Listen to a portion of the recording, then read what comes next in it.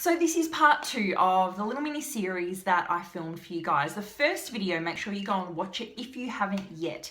It is called Things I Wish I Knew When I Went Vegetarian. And in this video, I'm going to talk about the things I wish I knew when I went vegan.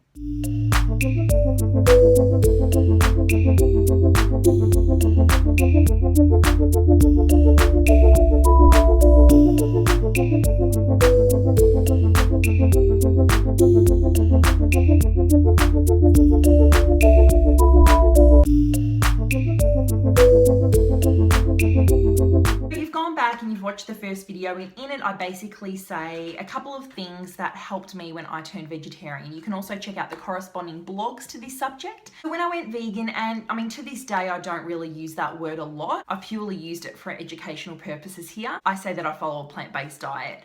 For me, the word vegan has a whole lot of negative connotations that are finally starting to be dispelled. But for a very, very long time, the word vegan came with it, a whole lot of heavy baggage that was all about scary people screaming in your faces and throwing red paint on your clothes.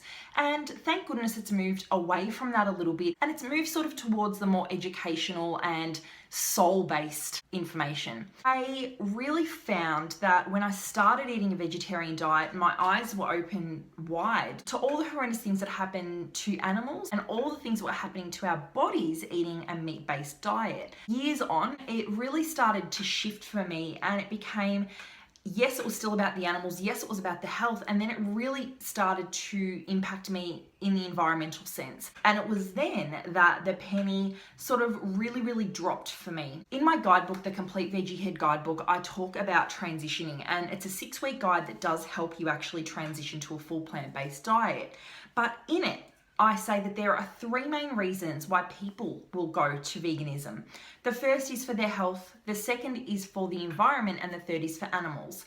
The people that I've found to be the most successful in transitioning and staying in a plant-based diet are people that are aware of all 3 things. As with anything in life, I wholeheartedly believe we need to be in balance.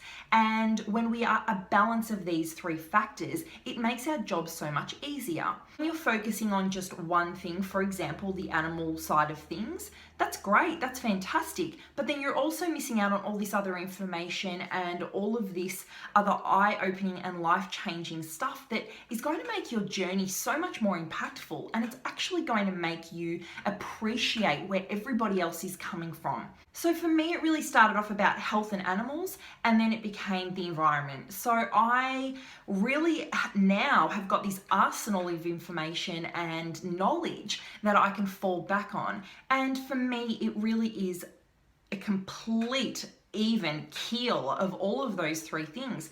I know that I'm doing my body good by eating a plant-based diet. I know that I've got a compassionate lifestyle and that I'm helping save animals' lives all over the world. And I also know that I'm helping the environment and making a really big difference for future generations. So when you've got these 3 pillars, it actually makes our job so much easier. The things that I wish I knew when I transitioned to a vegan diet were that my compassion would come through in a way that I never thought before. Even gets down to the fact that I can't watch videos on YouTube or Facebook about animals being exploited because it kills me. And it's always been something that's upset me. And as I've gotten older and more aware of what's going on, it's become so much harder. And I don't like to necessarily shield myself from everything, because I really want to have a level of strength that only comes from seeing this sort of stuff. But I also am so heartbroken when I see things that I can't function. So I try not to watch too many things that are going to upset me. I think what surprised me the most was that compassion really started to shine through the more plant-based I went and the more things that I cut out of my diet and my lifestyle. The second thing that I was really surprised about was how much compassion I would still have for other people. My biggest fear at the time was that I wouldn't always understand what other people were going through. And as I've moved into this realm even more so, it's been nice to know that I still contain a big part of that in myself, and I still have patience and time to educate and to let people know that it's okay and that we're all on this journey together. And sometimes it's just about helping someone else out. It's not about putting them down or thinking that you're better than them. It's just about guiding each other and really meeting them where they are on their journey. The third thing that I wish I knew was how many animal byproducts were actually in my products. And I'm talking household products, cosmetics. And I was always buying the cruelty-free stuff, but then I didn't realize about beeswax, and I didn't realize how detrimental using bee products was to the environment, which again came later in my journey.